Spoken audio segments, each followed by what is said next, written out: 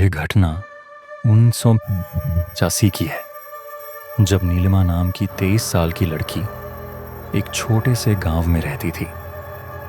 नीलिमा की जिंदगी में सब कुछ ठीक चल रहा था, लेकिन एक दिन उसके पिता अचानक कहीं गायब हो गए। उसने अपने पिता को ढूंढने की बहुत कोशिश की, लेकिन वह कहीं नहीं मिले। नीलिमा की मां पहले ही गुजर चुकी थी और पिता के लापता होने के बाद वह बिल्कुल अकेली पड़ गई। नीलिमा के रिश्तेदारों ने काफी प्रयास किया, लेकिन उसके पिता का कोई सुराग नहीं मिला।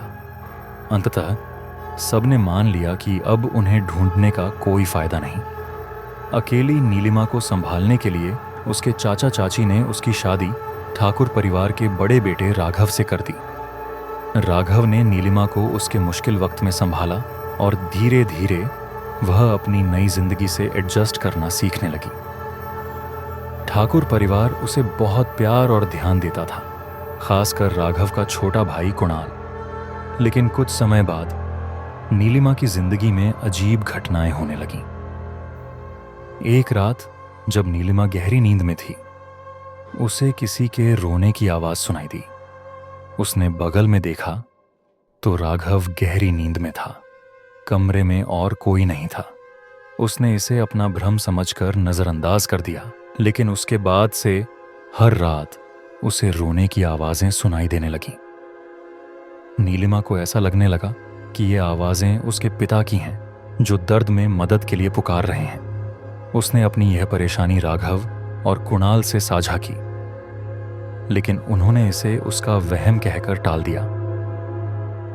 एक दिन रोने की आवाज नीलिमा को हवेली के एक पुराने कमरे तक ले गई। वहां उसने एक काली मूर्ति देखी। जैसे ही उसने मूर्ति को छुआ, उसे घुटन और बेचैनी महसूस हुई। डर के मारे उसने मूर्ति छोड़ दी, लेकिन वहां उसके पैरों के पास एक खोपड़ी पड़ी थी। कमरे में और भी इंसानी हड्डियां थीं। नीलिमा को वहां एक चिट्ठी मिली, जिसमें लिखा था कि यह मूर्ति श्रापित है और जिस भी परिवार के पास यह मूर्ति रहती है वह बर्बाद हो जाता है।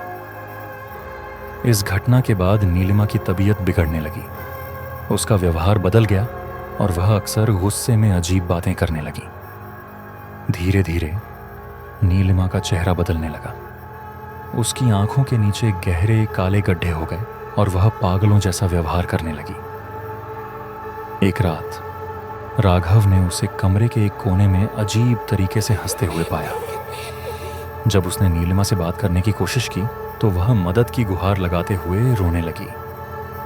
हालात तब और बिगड़ गए जब एक दिन नीलिमा ने अपने ससुर पर हमला कर दिया।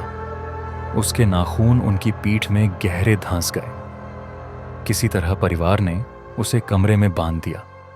राघव की मां को समझ आ गया था कि नीलिमा पर किसी बुरी आत्मा का साया है। उन्होंने बताया कि उनके पूर्वजों ने काला जादू किया था और यह मूर्ति उसी जादू का हिस्सा है। उन्होंने कहा कि यह मूर्ति शैतानी है और अब नीलिमा को पूरी तरह अपने वश में कर चुकी है। कुछ दिनों बाद उस हवेली से 4 लाशें मिलीं। राघव, उसके माता पिता और नीलिमा।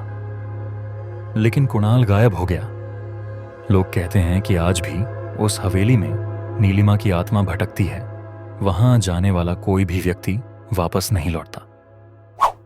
दोस्तों, ऐसी खौफनाक कहानियां सुनने और देखने के लिए हमारे चैनल को सब्सक्राइब करें।